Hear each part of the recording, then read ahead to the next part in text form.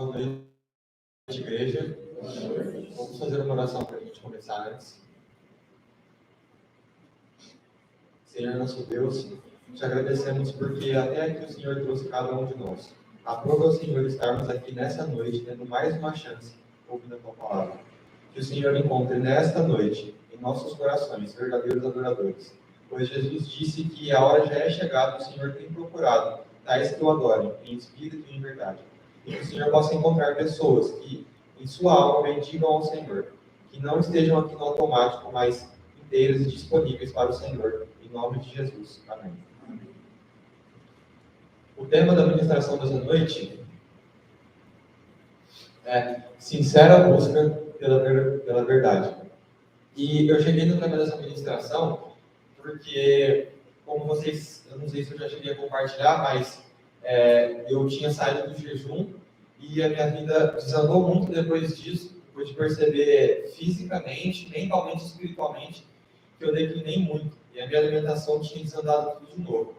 Então eu decidi fazer novamente um propósito com o Senhor, porque eu sentia essa necessidade de voltar para Deus, para que eu pudesse me encontrar novamente com Deus, para que eu pudesse encontrar um propósito real da minha vida. Não com as coisas desse mundo que não preenchem, mas ser preenchido pelas coisas de Deus. E assim eu fiz. Só que, a princípio, quando eu comecei esse jejum, eu não buscava o Senhor de verdade.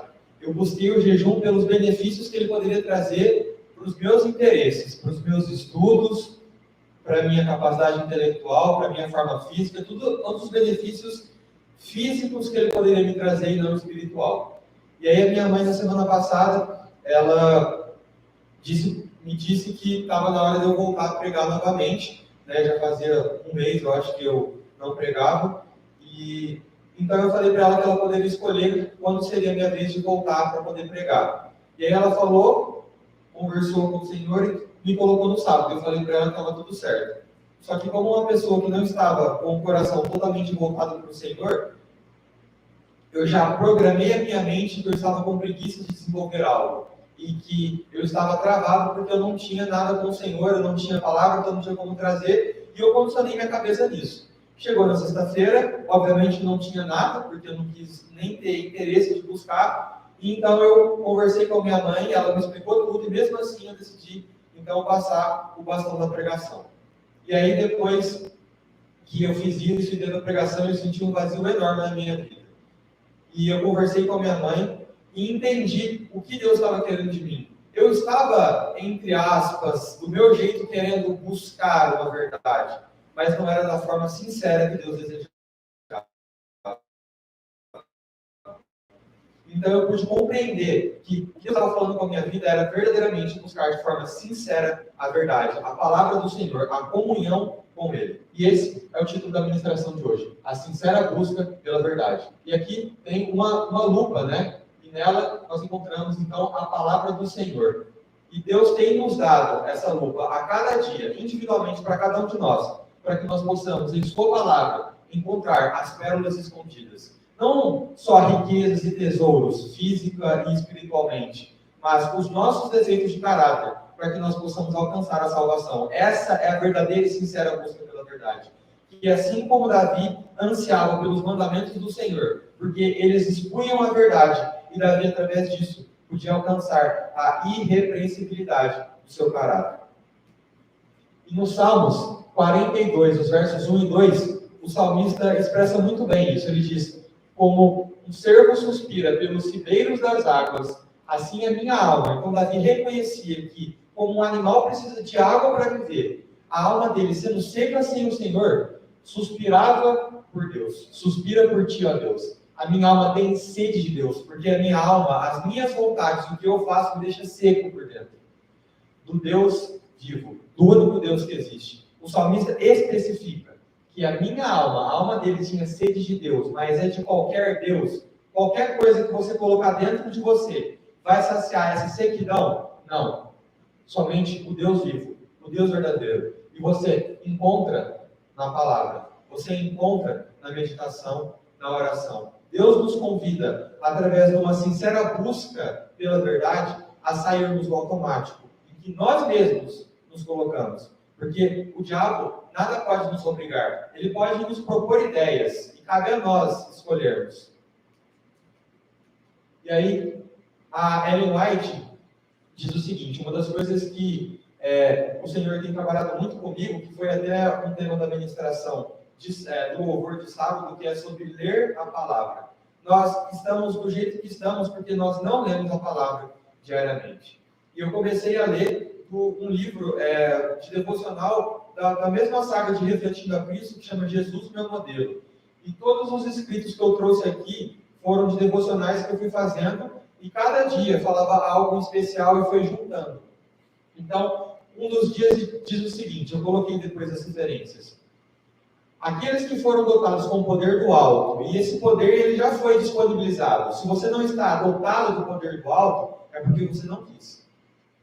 No Pentecostes, não ficaram isentos de tentações e provas. Os discípulos receberam uma quantidade absurda de poder que vinha através de Cristo por Deus na vida deles. E eles receberam então e foram capacitados para a obra. Só que mesmo tendo muito poder, eles não foram isentos das tentações e das provas por causa disso. Não é porque Deus está a cada dia a falar conosco e derramar o seu poder e estar disponível a cada dia mais que a gente não vai passar por provas.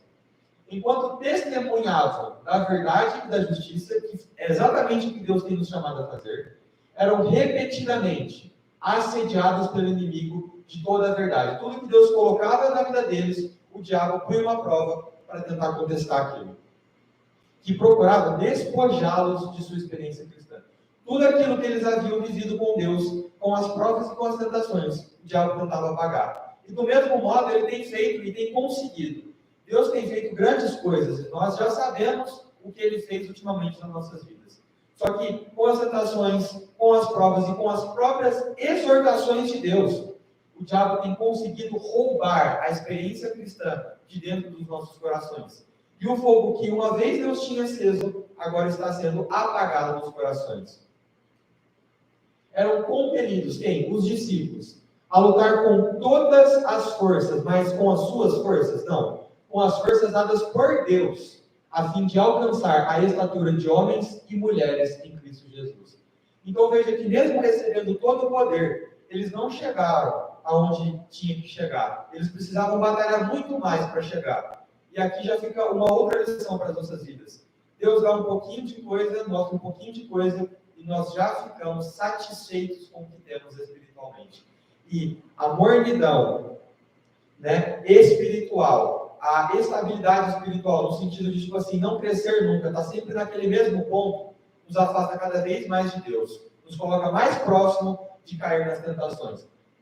Oravam diariamente, é uma coisa que tem que ser renovada cada dia, orações a cada segundo, a cada instante, por novos suprimentos de graça, para que pudessem subir mais e mais na escala da perfeição. Nós subimos 2 degraus e nós desistimos de subir. Sob a operação do Espírito Santo, que é Jesus, mesmo os mais fracos, pelo exercício da fé em Deus, aprendiam a melhorar as faculdades conseguidas. Deus nos dotou com capacidade intelectual poderosa. Todos nós somos feitos à imagem e semelhança de Deus. E isso, infelizmente, foi apagado, está cada vez mais sendo ofuscado pelo pecado. Mas sabemos que Deus, por sua graça, tem nos dado os instrumentos. E uma das coisas que foi, como o Jorge ministrou, que foi dito aqui no sábado, é que Deus tem reclamado do modo como nós temos oferecido nossos serviços para Ele. As nossas faculdades conseguidas não estão sendo melhoradas, mas as nossas faculdades estão sendo motivos de chacota para Deus. Pessoas e visitantes vêm na igreja e aí eles se deparam com pregadores e com pessoas que não conseguem ler, não conseguem falar, tampouco leem a Bíblia e têm comunhão com Deus. Deus tem disponibilizado a nós as chaves para mudar isso e se tornarem santificados, refinados e enobrecidos. Algo que é diferente. Você vai em outras igrejas e não enxerga. Tendo-se submetido em humildade à modeladora influência do Espírito Santo, ou seja, deixando Jesus mexer do jeito que quer dentro de você, recebiam a plenitude da divindade. Eles não recebiam parcialmente, não recebiam uma coisa ou outra. Quando você se entrega humildemente e inteiramente a Jesus, você recebe a plenitude. Tudo que Deus tem para você, Ele pode derramar na sua vida. E eram modelados à semelhança do divino novamente. Porque o pecado tem cada vez nos afastado da nossa origem.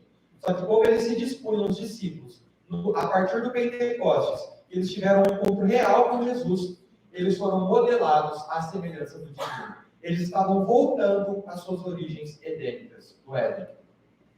O tempo decorrido não operou qualquer mudança na promessa dada por Cristo ao partir. Ou seja, Jesus naquele dia desceu sobre os discípulos, deu uma promessa para eles. Mas mesmo tendo passado 2000 anos, isso não mudou. É a mesma coisa para nós.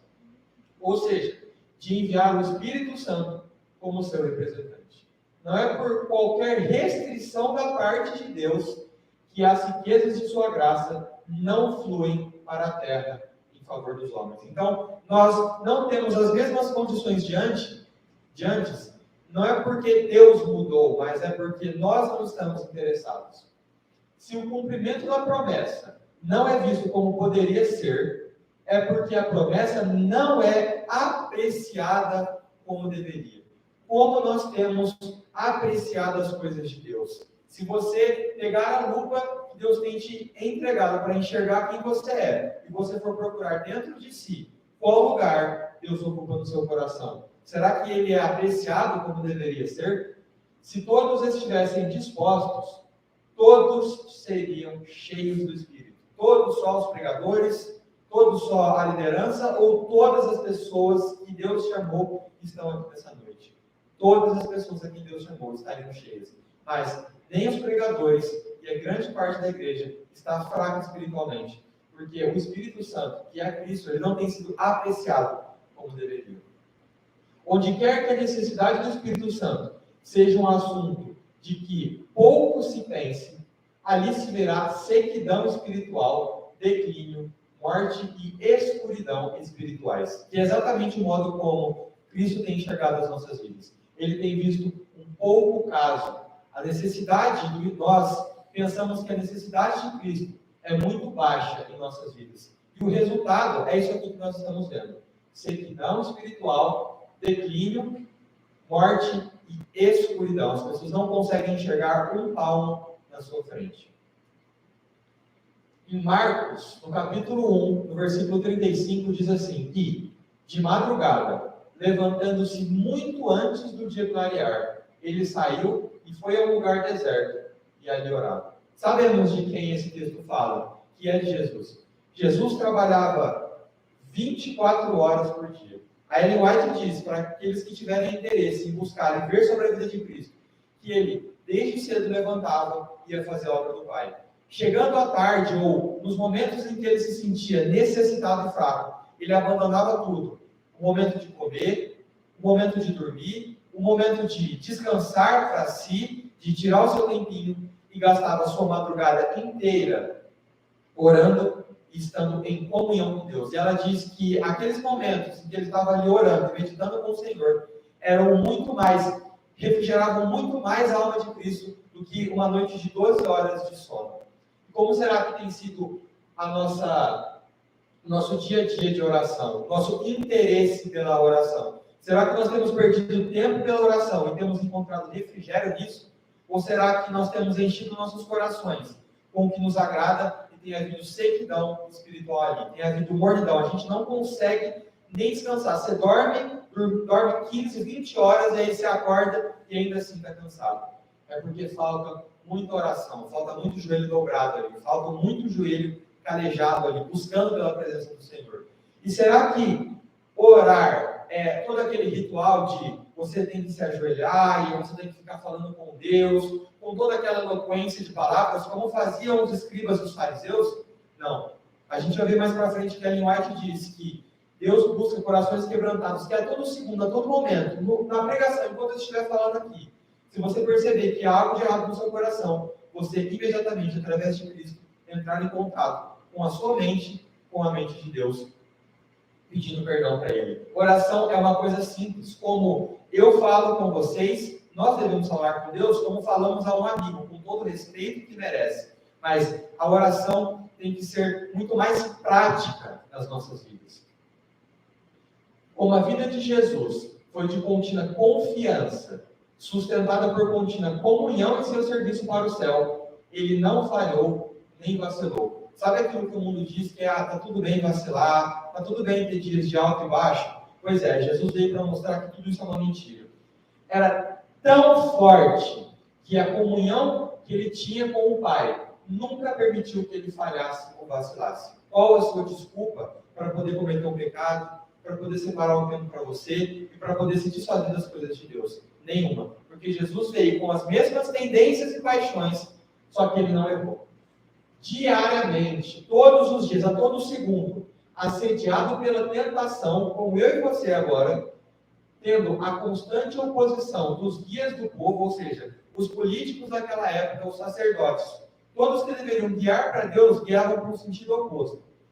Cristo sabia que devia fortalecer sua humanidade mediante a oração.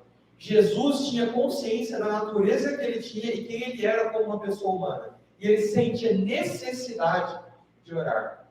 Quem somos nós para falar que não precisamos de Deus, não precisamos falar com ele diariamente ou que somos autossuficientes? Se o próprio Jesus, na sua humanidade, sentia a necessidade de orar. Para que fosse uma bênção aos homens, precisava comungar com Deus, obtendo dele energia, perseverança e firmeza. Na hora da aflição, ele se voltava para o Pai. Sendo ele próprio a fonte de bênçãos e força, podia curar os doentes, levantar os mortos. Podia dar ordens à tempestade, e ela lhe obedecia. Todavia, orava, muitas vezes com grande clamor e lágrimas. Mesmo realizando tamanho poder e obras e sendo isento de qualquer culpa, ele sentia necessidade, com grande clamor e lágrimas, sabendo das condições dele, ele se prostrava diante de Deus e orava. Orava por seus discípulos, por si mesmo. Ele orava só por si, só pelas dificuldades dele. Ó Deus, porque eu vou ter que fazer isso, vou ter que fazer aquilo, as pessoas vão me perseguir. Ou ele, muitas vezes, antes de si mesmo, incluía os seus discípulos. E todos aqueles que Deus havia lhe confiado, ele orava. Identificando-se, assim, com as criaturas humanas. Era um poderoso suplicante, adivino do cristão. Então Deus não espera somente palavras, eloquência e orações jogadas ao vento. Vigiar e orar, mas mais complementar a isso, vamos dizer, o trabalhar. Ele quer ver ação, ele quer ver obras, ele quer ver frutos dignos do seu arrependimento. A vida de um verdadeiro cristão é de oração constante. Você precisa renovar todos os dias o seu tanque, senão o seu carro não vai andar. Ele sabe que a luz e as forças de hoje não bastam para as provas e conflitos de amanhã. Satanás está continuamente mudando suas tentações. Então, Deus deixou isso porque Ele sabe que se nós fizéssemos uma oração hoje, valesse por 1, 2, 3 vezes, nós nunca mais procuraríamos a Deus. A cada dia nós precisamos nos humilhar diante dEle e pedir forças. Não por pedir ou porque te falaram, mas porque você reconhece, com a lupa espiritual que Deus te entregou, você consegue enxergar a tua necessidade. Porque se você não se adapta às tentações, fica tranquilo que o diabo está continuamente mudando sua forma de tentar. Se você acha que superou um obstáculo e aquilo está bom, fica tranquilo que o diabo está a cada dia trabalhando. Ele trabalha bem. Cada dia seremos colocados em circunstâncias diversas e, nas novas cenas que nos esperam, nos veremos rodeados de novos perigos, coisas que você nem esperava, e constantemente assaltados por novas e inesperadas tentações. É unicamente mediante a resistência e a graça obtidas do céu que podemos esperar fazer frente às tentações e cumprir os deveres que se acham diante de nós. É somente nos achegando a Cristo com sincera busca pela verdade que nós conseguiremos vencer. A oração não é compreendida como devia ser. Nossa oração não deve ter o fim de informar a Deus sobre qualquer coisa que Ele não sabe. A oração, quando você vai orar e você vai conversar com Deus, a finalidade de fazer isso não é informar a Deus o que aconteceu no seu dia, porque afinal de contas Ele já sabe o que aconteceu e compreende tudo muito melhor do que você. Embora ele espere que você se derrame diante dele. Mas não deve ser essa a finalidade da sua oração. Não é por isso que você está ali orando. O Senhor conhece os segredos de cada alma. Ele te conhece melhor do que você mesmo. Ele sabe o que você é capaz ou não de fazer. A oração não tem o fim de operar qualquer mudança em Deus.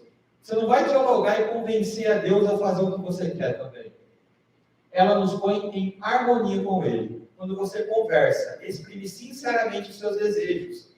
Deus, vendo sinceridade no seu coração, através de Cristo Jesus, pode derramar a tua vontade, a vontade dele, na tua vida. E aí sim, você alcançar a vitória. É o que diz aquela música, né? Senhor, tu vai cumprir o desejo do meu coração, se eu te buscar. Por quê? Porque a partir do momento que eu busco sinceramente ao Senhor, a vontade dele pode ser colocada na minha vida. Eu estou em harmonia com ele. E aí o que ele colocou na minha vida pode se cumprir. Jesus, quando estava chegando nos seus momentos finais da vida, ele diz: Pai, eu não quero fazer isso. Eu não estou a fim de fazer isso. Contudo, havia sinceridade no coração de Jesus. Ele diz: não seja feito o que eu quero, mas o que tu queres. E naquele momento, a vontade de Cristo foi colocada em harmonia com o que Deus estava planejando para a vida dele. E ele pôde completar as tentações que estavam propostas diante da vida dele. Então, a oração nos põe em harmonia com Deus. Não ocupa o lugar do dever. Por mais frequentes e fervorosas que sejam as orações feitas, jamais serão aceitas por Deus em lugar de nosso dízimo. Deus conhece que nós somos capazes de falar muito para Ele, mas Ele quer saber do dízimo, Ele quer saber das obras, Ele quer saber como é que está o seu dia a dia, se seus frutos são dignos de arrependimento ou não. Uma árvore boa não dá frutos podres, e uma árvore podre não dá frutos bons. Só existe um caminho. Se você é uma boa árvore, teus frutos testificarão a respeito de ti. Mas, se é uma árvore podre, teus frutos também te condenarão. A oração não paga nossas dívidas para com o Senhor. Orei, acabou meu dia, não quero nem mais saber de Deus. Enquanto Neemias implorava o auxílio de Deus, não cruzou os braços, julgando que não tinha mais nenhum cuidado ou responsabilidade quanto a seu propósito de restaurar Jerusalém. Senhor, se for da tua vontade, me leva até Jerusalém, me ajuda a reconstruir, me dá tudo que é necessário. Em nome de Jesus, amém. Eu abençoo quem tiver que abençoar. Acabou. Não foi assim. Ele orou e o mover dele, as obras dele, fizeram com que a mão de Deus se movesse sobre aquela nação e o templo da cidade fosse restaurado novamente. Com admirável prudência e previsão que são adquiridas em comunhão com Deus, providenciou todos os preparativos necessários para garantir o êxito do empreendimento. Quando ele estava muito próximo de Deus, ele recebeu sabedoria e discernimento para pegar tudo o que precisava, para fazer uma excelente obra diante de Deus. Homens de oração devem ser homens de ação, pessoas que falam com Deus e sabem o que tem para fazer e fazem. A força adquirida em oração a Deus nos preparará para os deveres diários. Faça a sua oração esse momento com Deus pela manhã, pela tarde e pela noite. E a cada segundo que você tiver que fazer algo, entenda a sua dependência de Deus e peça ajuda para Ele. Porque isso vai te preparar para fazer desde o mais simples dever diário até o mais complexo. As tentações a que estamos diariamente expostos tornam a oração uma necessidade. Salmos 42, versos 1 e 2. Senhor, como o servo suspira pelas águas, assim a minha alma que é seca depende de ti. Para sermos guardados pelo poder de Deus, mediante a fé, os desejos do Espírito devem estar continuamente ascendendo em silenciosa oração. Como faziam os escribas e os fariseus para mostrar a sua palavra, se ajoelhavam e faziam aquelas orações maravilhosas, o Deus deseja, no íntimo, você e ele ali, e em público, o Pai te recompensará. Jesus diz, quando eu vou fazer alguma coisa, faz no teu quarto, em secreto, na sua mente, e Deus te recompensará. Aqui, eu coloquei a foto de um jato derramando água num copo. E nós podemos, nessa imagem, ser facilmente comparados a essa água. Por quê? Porque, assim como a água, nós somos diariamente postos em ambientes diferentes. E os ambientes e as circunstâncias que nos compõem, que nos cercam, elas tendem a modelar quem nós somos. Se a água está dentro do jarro, ela vai ter o formato do jarro. Se a água está dentro do copo, então ela vai tomar o formato do copo. Se a água é colocada em formas para virar gelo, então ela vai tomar a forma daquele gelo. E assim, as circunstâncias vão moldando a água. E a nossa tendência pecaminosa é: se eu estou dentro de um jarro, então eu vou me parecer com um jarro. Se eu estou num copo d'água, eu vou me parecer com um copo d'água. Se eu estou com as pessoas da faculdade, eu vou me parecer com as pessoas da faculdade. Se eu estou com as pessoas do trabalho, eu tenho que me parecer com as pessoas do trabalho. Essa é a nossa tendência, e é a tendência que a água segue. Só que Jesus veio para nos mostrar justamente ao contrário. Porque o que disse Jesus? Pai, eu não peço que os tires do mundo. Pai, não peço que os tire dos jarros e dos copos e dos meios e das circunstâncias. Mas livre-os dentro deles, livre-os do mal. Nós temos que estar dentro do jarro, nós temos que estar dentro do copo. Mas mesmo sendo água, nós não devemos nos deixar ser moldados. Cristo, estando próximo das piores pessoas possíveis, sendo essa água, porque ele era humano como nós, ele não se deixava moldar pelas circunstâncias que estavam ao redor. E nós, do mesmo modo como Cristo, buscando força na oração com humilde súplica, devemos alcançar tamanho poder que não sejamos moldados pelas influências. Daniel estava dentro do palácio de Nabucodonosor. Ele estava com tudo que era favorável para que ele pudesse tomar o formato dessa água que está na jarra, ou dessa água que está no copo. Mas mesmo assim, ele adquiria a forma de Cristo, o modo como Cristo planejou para ele.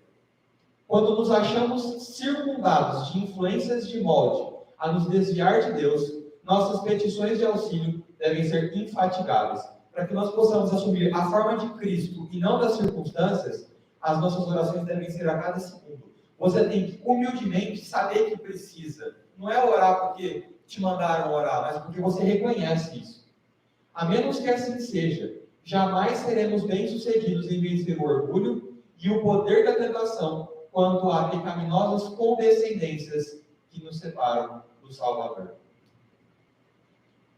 E aí ela dá um conselho para nós. Ela diz o seguinte: seus perigos têm sido claramente expostos. Ou seja, a cada dia, a cada segundo, Deus fala o que está acontecendo e o que pode acontecer se você perseverar no errado.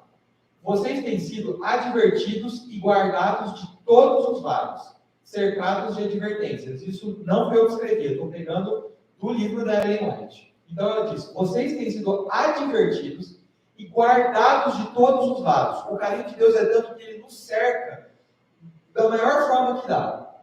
Cercados de advertências. Cuidado para você não ir para frente. Cuidado para não desviar nem para a direita, nem para a esquerda. Cuidado com o que você está assistindo. Cuidado com o que você está pensando. Cuidado com o que você planeja fazer. Tudo ele nos adverte. Na casa de Deus, aqui, e sabemos que o nosso corpo é o templo de Deus. O nosso corpo deve ser morada de Deus, do Espírito de Cristo. Na casa de Deus, aonde quer que nós estivermos, temos ouvido as mais solenes e inquiridoras verdades apresentadas pelos servos de Deus em manifestações do Espírito. Seja aqui, ou seja, através do Espírito de Cristo, ministrando a cada segundo na tua mente. Está errado o que você está fazendo. Pede perdão, se converte, faz isso, faz aquilo. A cada segundo, temos sido cercados de muito cuidado. Que peso tem esses solenes apelos sobre o seu coração? Reflita. Deus tem te falado muita coisa. E o que você leva em consideração? Qual o peso no seu coração? Deus aponta o teu pecado, você se humilha diante dele, ou você briga com Deus? Ou isso te afasta mais ainda de Deus? Que influência exercem sobre o seu caráter? Quando Deus fala com você, isso te estimula a ser uma pessoa melhor? Ou te afasta para que você faça mais iniquidade ainda? Se afastar com mais perversidade de Deus? Como isso tem pesado sobre você? Vocês serão responsáveis por todos esses apelos e advertências. Toda luz dada será luz cobrada. Eles se erguerão no juízo para condenar os que prosseguem em uma vida de vaidade, leviandade e orgulho. Os apelos e as advertências, quando chegar o momento do juízo, de comprovação de Deus e de execução dele, vão se levantar contra nós. Porque nós somos advertidos, e mesmo assim, nós permanecemos na vaidade, para acariciar, porque nós somos isso, nós somos aquilo, no nosso orgulho, porque, afinal, Jesus precisava de oração de Deus, mas nós não precisamos. Depois de comunicada a luz, depois de haverem sido plenamente esclarecidos quanto aos cismos que correm, nós sabemos, e foi dito novamente sobre as noivas que adormecem. Fica sobre vocês a responsabilidade. O destino está em nossas mãos. A maneira como tratam a luz que Deus lhes envia fará pender a balança para a felicidade ou o infortúnio. Vocês estão moldando o seu próprio destino. Deus dá todas as condições possíveis, mas nem Deus, nem Satanás, ninguém pode nos forçar a tomar uma atitude ou nos guiar por um caminho, nos obrigar a seguir por um caminho. Nós devemos moldar o nosso próprio destino, conforme a luz que temos recebido. E diante dessa advertência que eu li quando eu fiz o devocional, e me encontrei muito, principalmente quando ela disse sobre vaidade e orgulho, e coisas levianas que não vão levar a lugar algum, só me veio um texto na mente, e eu convido os irmãos a abrirem lá, em Salmos, no capítulo 51, está lá na página 643. A gente vai ler os versos 1, 10 e 11. Não existe outra oração a ser feita nesse momento, a não ser a do salmista, quando foi confrontado pelos seus pecados. Sabemos que Davi, a partir do momento em que ele na verdade, ele sempre teve essa tendência, mas quando a oportunidade estava diante dele, a cada dia que ele se casava e que ele se dava a condescendência sexual, ele se afastava mais de Deus, até no momento em que ele ficou completamente cego pelos seus pecados. E ele demorou tanto para voltar, que ele cometeu um homicídio e cometeu um adultério. E uma das coisas também que, vamos dizer, as coisas que eu me interesso, me ensinaram, eu gosto bastante de tênis, e uma das coisas que chama muita atenção no esporte, inclusive o próprio Paulo gosta de fazer comparações com os atletas, é que um atleta de tênis, durante a sua partida, os momentos em que ele perde ponto e que ele está mais vulnerável a perder é quando a sua cabeça desligou do jogo. Ele não está bem emocionalmente, ele não conseguiu se controlar. E o que torna um tenista muito bom de um mediano é o tempo que ele demora para voltar. E é exatamente assim conosco. Muitas vezes a gente vai deixar, assim como Davi, se levar. Embora Cristo tenha nos dado o exemplo de que não tem desculpa para isso. Mas, infelizmente, muitas vezes isso pode acontecer. A gente pode se desligar do jogo espiritual e estar muito próximo de perder a batalha. Mas, como bons atletas espirituais e com uma mente fortalecida, nós devemos rapidamente voltar para o jogo, para que ele não esteja perdido. E do mesmo modo, quando confrontado, Davi voltou rapidamente para o seu pecado. No versículo 1 ele diz o seguinte: confrontado pelo seu pecado e recebendo a advertência, humildemente ele diz: tem misericórdia de mim, ó Deus, segundo a tua benignidade, segundo a multidão de suas tenras misericórdias, apaga as minhas transgressões. Versículo 10, reconhecendo quem eu sou, cria em mim um coração limpo, ó Deus, sentimentos, vontades inclinadas para ti, Deus, e renova um espírito correto dentro de mim. Porque eu sei que quando Adão pecou, o meu espírito foi corrompido. Eu me perdi completamente. Senhor, renova isso dentro de mim. Me ajuda a parecer com Cristo. Não me expulses da tua presença. Senhor, eu quero continuar sempre perto de ti. Eu quero continuar com a minha sincera busca pela verdade. E não toma de mim o teu Santo Espírito. Senhor, não tira o teu poder de mim, porque eu sei que eu não posso nada sem ele. Senhor, não tira a tua unção de sobre mim. E com esse entendimento, nós vamos cantar agora uma música que diz: Santíssimo, digno de todo louvor tu és, Deus. Por tudo que o Senhor tem mostrado, tu és digno de todo louvor. Eu nasci para te adorar. E com esse entendimento, nós vamos nos levantar agora, porque ele diz: rendido estou a ti. Nasci para te adorar. Nós estamos rendidos através de uma sincera busca pela verdade e destinados desde o nosso nascimento a adorar o Senhor. E que nós possamos, com a lupa que ele nos entregou, encontrar essa verdade que Deus tanto nos tem chamado a buscar. Amém?